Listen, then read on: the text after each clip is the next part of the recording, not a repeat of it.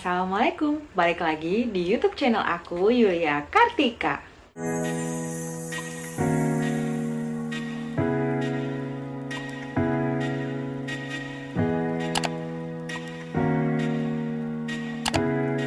Di video kali ini aku mau sharing cerita pengalaman melahirkan aku. By the way, aku baru upload video lagi sekarang karena emang waktu itu kayak udah menjelang HPL, aku tuh udah kayak males banget bikin video gitu sampai aku lupa.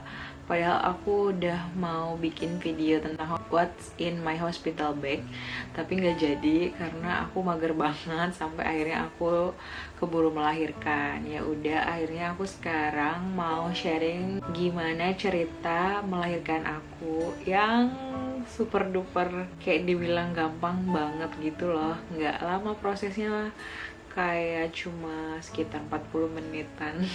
Sebelum aku lanjut ceritanya, aku mau ingetin dulu buat kalian yang belum subscribe YouTube channel aku, jangan lupa subscribe, jangan lupa like, share, dan nyalain tombol notifikasinya biar kalian gak ketinggalan video aku berikutnya.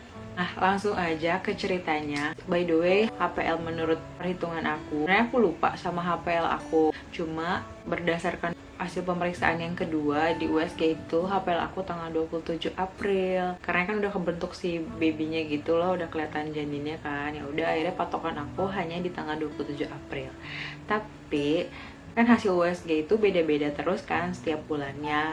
Akhirnya sampai yang pemeriksaannya 2 kali sebelum aku melahirkan tuh, 1 bulan lah pokoknya ya, itu dokter bilang HPL aku tanggal 22 April. Nah ya udah, aku tuh selalu kasih afirmasi positif dan aku selalu ngajak ngobrol bayi di dalam perut aku. Selalu bilang, "Dek, kalau mau lahirnya di awal bulan puasa nggak apa-apa kok, karena udah cukup bulan." Karena dari sebelum-sebelumnya aku selalu afirmasi, "Dia lahirnya nanti aja ya nak, kalau udah cukup bulan." Kebetulan di cukup bulan aku itu di minggu awal puasa.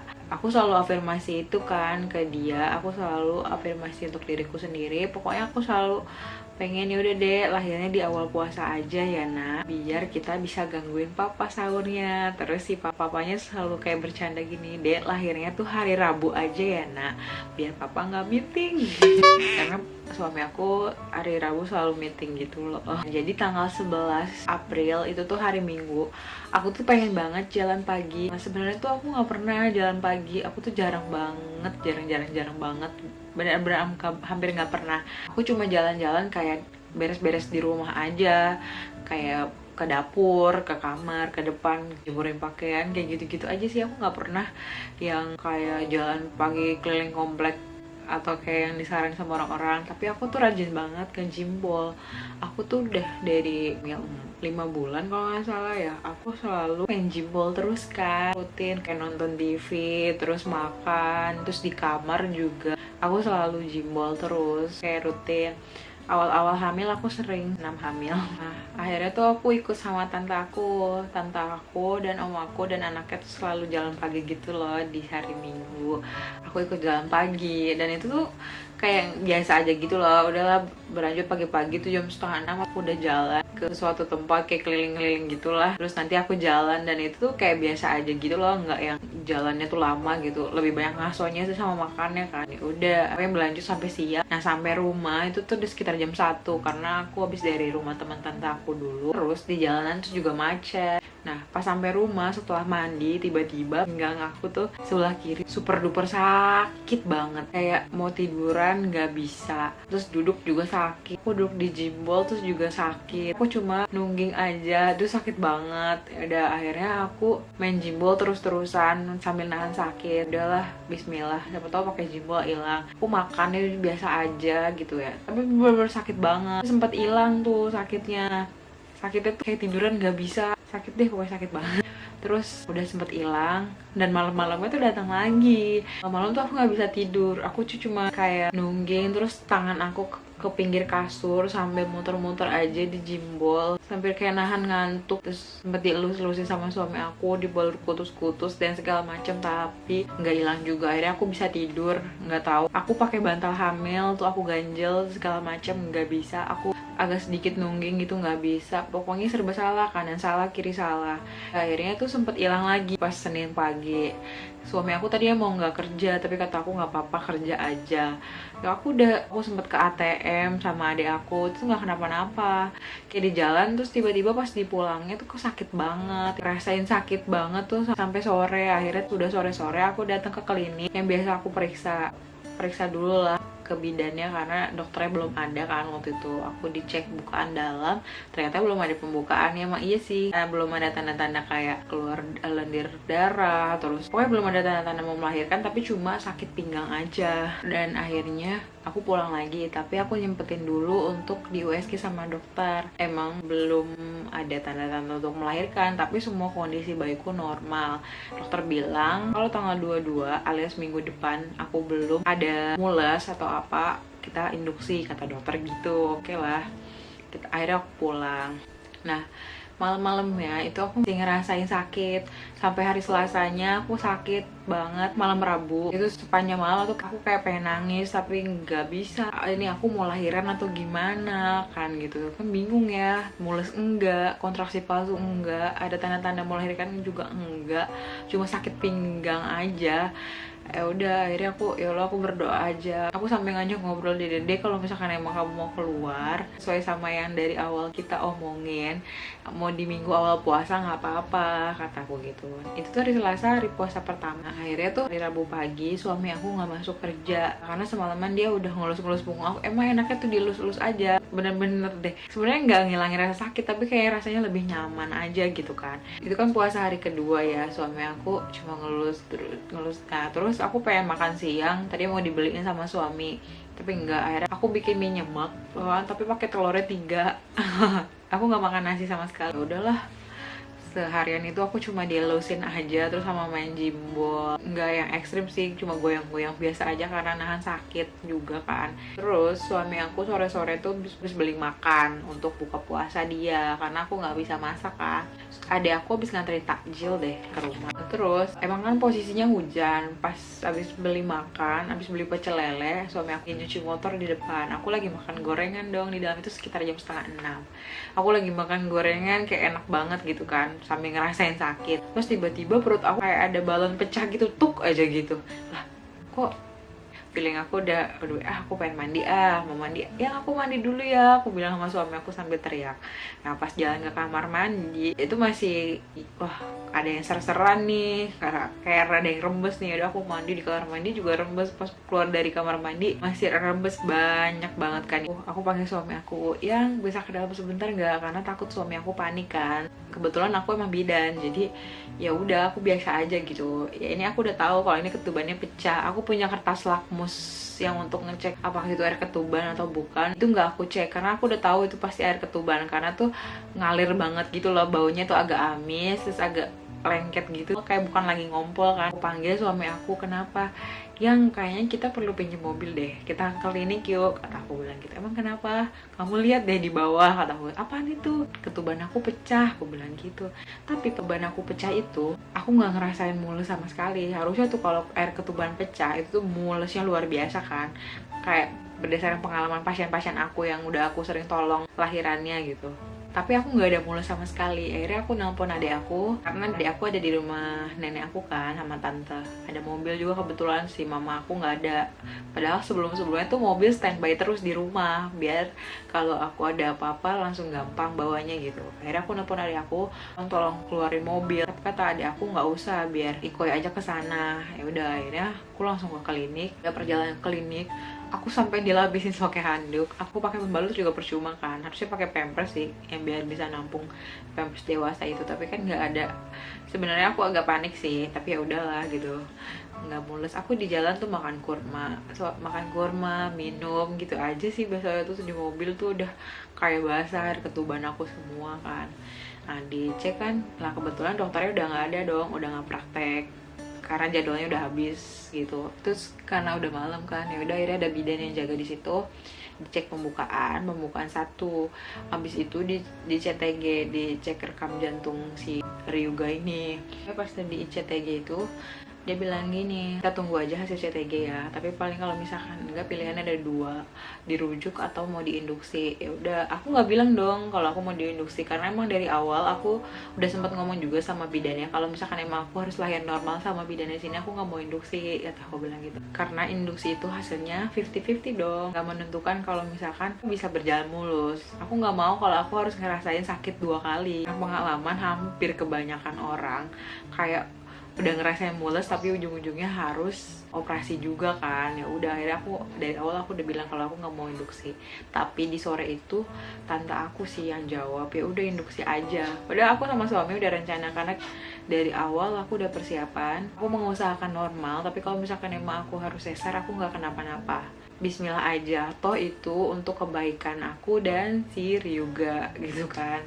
Kita berdua tuh udah pasrah gitu loh dari awal, kayak udah dua-duanya udah oke, nggak apa-apa gitu kan. Kadang ada suaminya kok nggak normal gitu, nggak, suami aku support apa aja gitu yang terbaik kan untuk si bayi, yang penting kita bisa cepet ketemu sama bayi itu. Udah, akhirnya di CTG aku nggak tahu gimana, nah bidannya tuh nelpon dokternya dokter Anita kebetulan di rumah sakit Hermina. Kata bidannya gini, kayaknya ini kita harus dirujuk deh gitu. Oh oke, aku nggak apa-apa dong kalau misalkan harus dirujuk. Aku tuh nggak yang tegang gitu, karena dari awal aku kayak udah mempersiapkan gitu. Kadang kan ada yang orang itu sampai down banget kalau misalkan emang harus dirujuk. Aku nggak apa-apa gitu, meskipun aku tahu dua-duanya sakit, dua-duanya sama aja gitu, perjuangannya sama aja, tapi yang penting aku bisa ketemu sama si bayi aku, si Ryuga ini. Ya udah, akhirnya dirujuk, tapi aku di swab antigen dulu, aku dan suamiku. Saat di perjalanan aku makan kurma aja sih sepanjang jalan, karena aku nggak pengen makan nasi, nggak pengen makan apa gitu rasanya tuh. Padahal biasanya aku makan banyak banget sih. Nah, sampailah aku di rumah sakit, aku langsung nanya ke satpam di mana UGD. Udahlah, sampai aku UGD, aku ngasih surat rujukannya ke nurse stationnya di situ yang di UGD itu. Dan dengan kondisi air ketuban aku tuh masih ngucur-ngucur terus. Nah terus aku nunggu dulu di UGD dan suami aku ke bagian pendaftaran. Aku nunggu agak lama juga sih, karena di UGD itu ada yang lagi meninggal gitu. Aku nunggu di ruang tunggunya dan UGD-nya sambil tuh ngalir terus, maksudnya kayak rembes terus ya. Emang kan air ketuban gak bisa ditahan ya, tapi aku harusnya tuh kayak rebahan gitu. Sampai akhirnya kayak nunggu lama gitu. Suami aku kayak sempet kesel juga sih, nanyain berkali-kali ke dokter jaganya di UGD. Udah gak lama aku masuk, karena aku minta tolong juga sih sama teman aku waktu itu untuk menghubungin dan yang ada di situ. Dan akhirnya aku diperiksa, dicek bukaan lagi, ternyata masih pembukaan 1. Itu posisi sekitar jam setengah 9 atau jam 9 gitu. Aku udah masuk ke ruang radiologi juga untuk ronsen, terus dan kebetulan hasilnya juga waktu itu udah ada kan. Sama aku dicek darah dari kuping situ, aku nggak tahu itu apa ya namanya. Yaudah, akhirnya aku balik lagi ke UGD, di CTG lagi, sambil aku disuruh makan, tapi aku nggak pengen makan sama sekali. Aku nggak ngerasain yang gimana-gimana sambil nunggu persiapan dan lain-lain. Oh iya, aku kan emang harusnya aku SC, suami aku masih di pendaftaran, masih ngurus-ngurus persiapan untuk aku SC. Nah, udah dapet jadwalnya juga. Pokoknya aku masih di situ mau pindah kamar kan tadinya, tapi suami aku masih ngurus-ngurus lah, udah tanda tangan juga untuk persetujuan tindakan ya.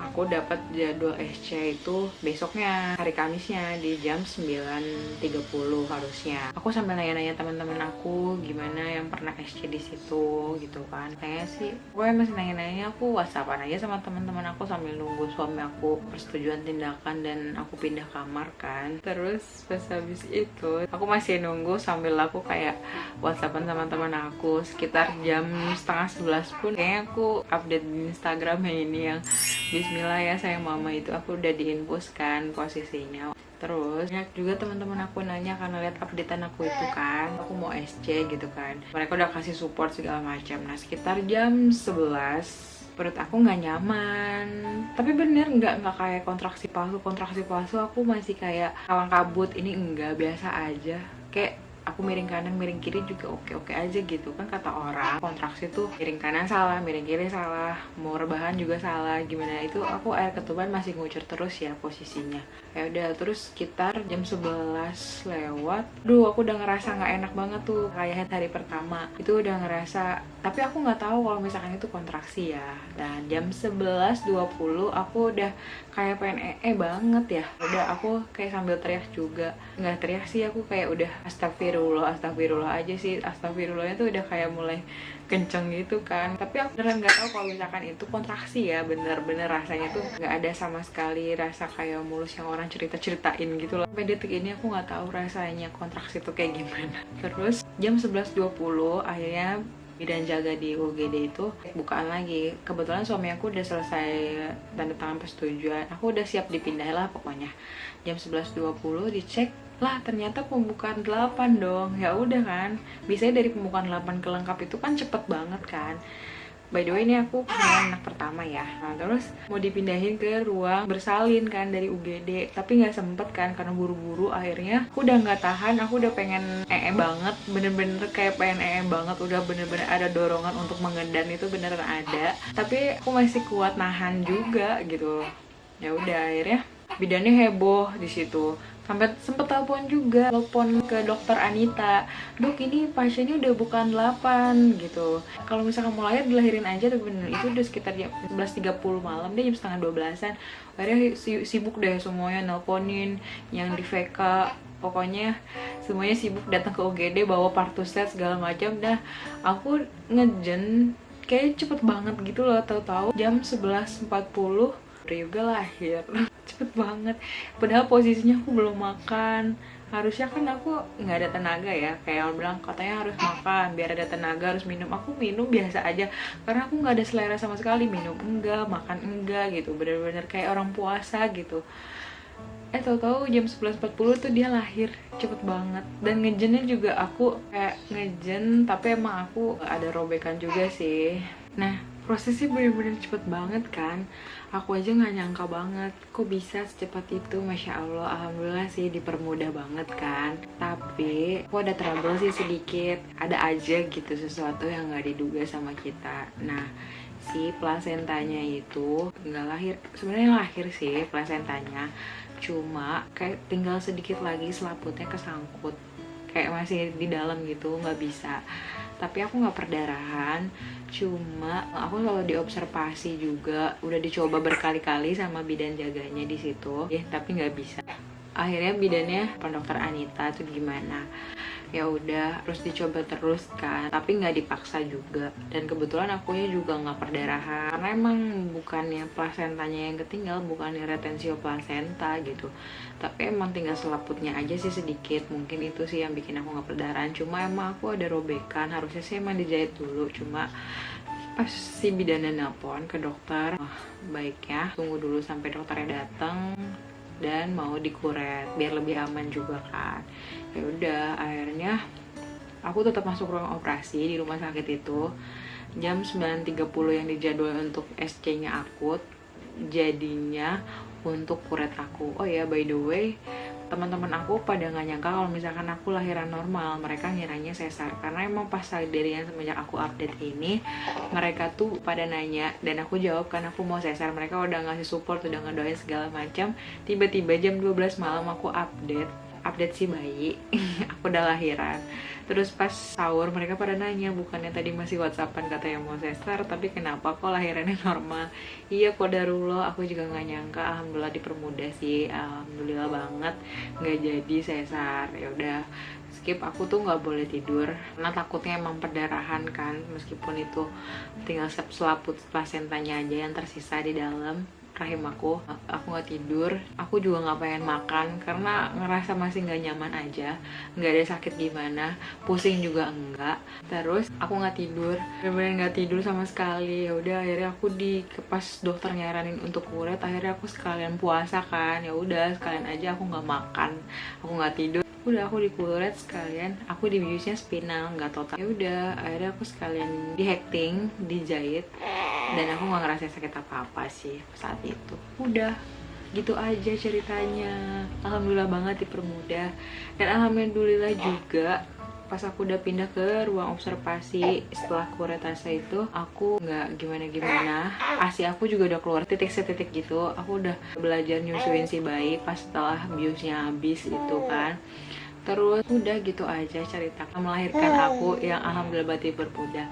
Kalau ada yang nanya solusinya apa, aku juga nggak tahu. Aku cuma pas awal-awal hamil kayak udah mau jalan trimester kedua, aku tuh suka senam hamil, itu pun jarang. Tapi aku selalu afirmasi positif dan main jimbol. Nah itu aja. Dan kalau ditanya, mungkin ini aku melahirkan benar-benar yang aku pengenin, minim trauma. Meskipun aku dikuret dan ada jahitan, dijahitnya lumayan banget karena robekannya luar biasa. Tapi ini bener-bener aku pengenin melahirkan minim trauma. Dan anak aku sekarang udah 2 bulan, berarti udah 7 kilo. Alhamdulillah full ASI. Doain ya, semoga aku bisa mengasihi Ryu sampai 2 tahun. Dah segitu aja video aku kali ini. Mohon maaf kalau misalkan aku ada salah-salah kata. Mau ingetin sekali lagi buat kalian yang belum subscribe YouTube channel aku, jangan lupa subscribe, jangan lupa like, share, dan nyalain tombol notifikasinya biar kalian gak ketinggalan video aku berikutnya. Aku mau kasih bonus by Gemes tuh. Nah, dadah onti uncle. Jangan lupa subscribe YouTube channel mama aku ya. Dah, see you on next video. Assalamualaikum.